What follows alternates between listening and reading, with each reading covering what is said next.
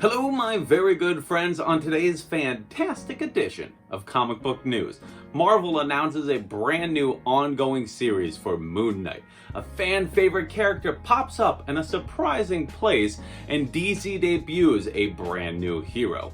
All that plus new trailers for Loki and Jupiter's Legacy, a new series from Dark Horse Comics, and DC moves on to the next bracket of their round robin tournament.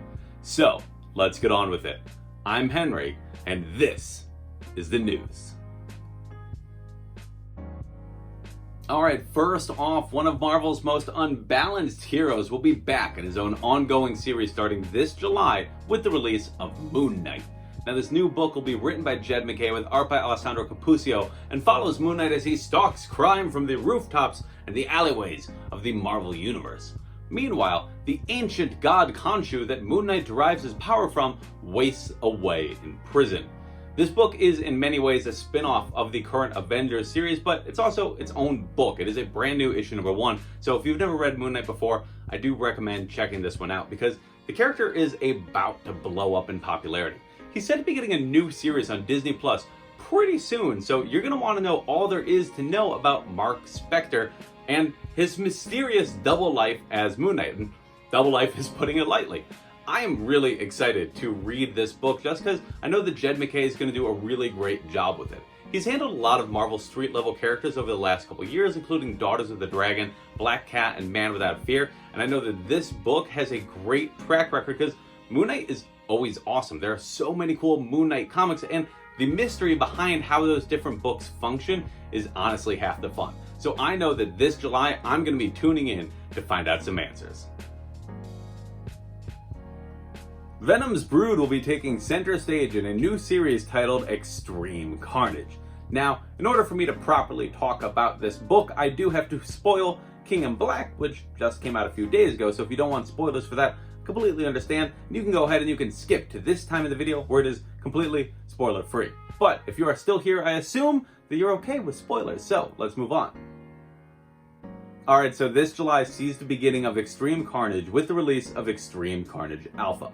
This book will be written by Philip Kennedy Johnson with art by Manuel Garcia and follows Carnage as well as various other symbiotes, including the recently resurrected Flash Thompson, aka Anti-Venom, who just came back in King in Black.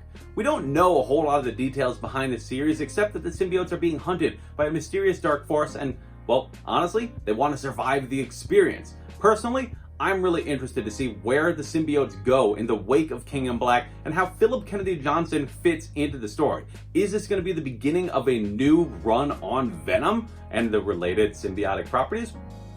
I have no idea, but I'm interested in finding out, and the only way that I can do that is by picking up Extreme Carnage Alpha. Disney has released a new trailer for their upcoming Disney Plus series, Loki. Now, this latest trailer gave us a new look at the Time Variance Authority, Owen Wilson as Mobius, and of course the fan favorite title character himself, Loki. The show comes out on June 11th, and personally I'm actually pretty excited for it. I was skeptical when it was first announced because, well, we've seen a lot of Loki over the last decade, and as great as Tom Hiddleston is, eventually something runs its course. However, this show looks like it has a really unique premise and a really interesting voice, and the Disney Plus shows have been really good so far. I haven't been let down by WandaVision or The Falcon and the Winter Soldier, so if this can be at least as good as those shows, even half as good, this will be pretty great, and I'm very interested to see what they do with it because it looks like it's going to be answering some interesting questions with MCU continuity. So, we'll have to find out when it comes out on June 11th. DC will be celebrating Asian and Pacific Islander Heritage Month this May, and when they do, they'll be launching a brand new hero. The character of the Monkey Prince will be debuting in DC Festival of Heroes, the Asian Superhero Celebration, in a story by Jean Wan Yang and artist Bernard Chang. The character is based on the Monkey King, a classic figure in Chinese mythology, and I think he looks great.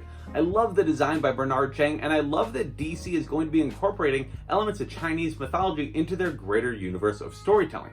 They've already done it with Norse mythology and Greek mythology, so yeah, let's incorporate some Chinese mythology as well, because it's really interesting stuff. And Jean Wan Yang has done a great job incorporating his Chinese background into his various different projects for DC, so I know that this is going to read as a very cool and authentic story. I know that I'm picking it up, and I hope that you do too, because I want more stuff like this. I want to see more diversity. I want to see more interesting stories that I haven't read before, and I know that I'm excited for The Monkey Prince. DC has announced the first round winners and the core creative teams for the remaining entrants in the Round Robin tournament. Now, as I mentioned last week, the Round Robin tournament is a contest being held on DC's social media platforms in which different storyline ideas are thrown out into the wild and fans vote on which of those ideas they would like to see made into a 6-issue miniseries at the end of the year. So if you like one of the ideas, you vote on that idea and it moves on to the next round, and then you vote on it in the next round, and hopefully at the end of it, your idea wins and it gets turned into a book.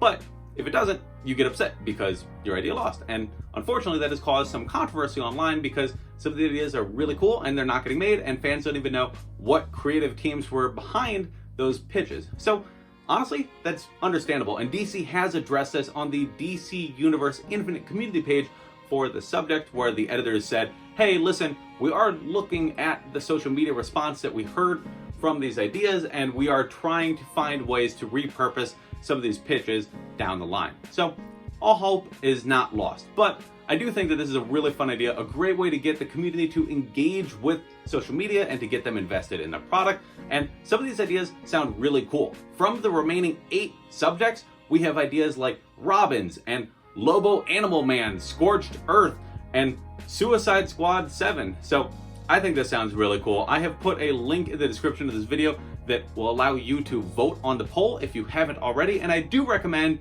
doing so because I think it's really cool and we get to have our voices heard in some capacity, and I know I'm very curious to see which book actually wins. Netflix has dropped the first trailer for their upcoming adaptation of Jupiter's Legacy. Now, the show will be coming out on May 7th and focuses on the first generation of superheroes who gained their powers in the 1930s and have kept the world safe ever since, and the heroic legacy that they leave to their children who inherit the superheroic duties, hence the whole legacy part of the name. The book that it is based on is by Mark Millar with art by Frank Quitelli, and this looks to be a pretty honest adaptation. I've actually never read Jupiter's Legacy, so I'm just going based off of what I've heard from other people, but this looks fine. There's a lot of superhero TV shows out right now, so I don't know if I'm actually going to check this out. I still haven't watched The Boys. I still actually have to start Invincible, and I actually really want to watch that, and this is just fine. So if I have to choose between something I really want to watch and something that I think is just fine, I'm going to go with the thing I really want to watch. And that's nothing against this, but hey, maybe I'm wrong. Maybe Jupiter's Legacy is an incredible comic book and I just literally don't know anything about it. So if that is the case, please let me know in the comment section below. I would love to be proven wrong. And hey, if this is for you, check it out on May 7th. Technology is useless and monsters have overrun the planet in Beyond the Breach, a new series coming out this July from AfterShock Comics. The book will be written by Ed Brisson with art by Damian Cosero and follows a young woman named Vanessa who goes on a cross-country road trip to California and finds herself caught in the middle of the Breach, which is this big extra-dimensional event where monsters come and invade the planet and all of technology is wiped out and goes pfft. So now Vanessa has to find her way back home, and she finds herself caring for a small orphan as well as a little fuzzy beast that I guess comes from this other dimension, and she has to survive. So the book sounds really cool because it's giant monsters and it's chaos, but it's also deep emotional exploration because Vanessa is coming off of the loss of her mother as well as the loss of a relationship and kind of the loss of a sibling because she lost that relationship because her boyfriend slept with her sister, and that's complicated. But this book sounds like a straightforward purchase for me. I know that I'm interested because, well, Ed Brisson's writing it and I love Ed Brisson's work. So in July, I'll be picking up Beyond the Breach and hopefully you do too.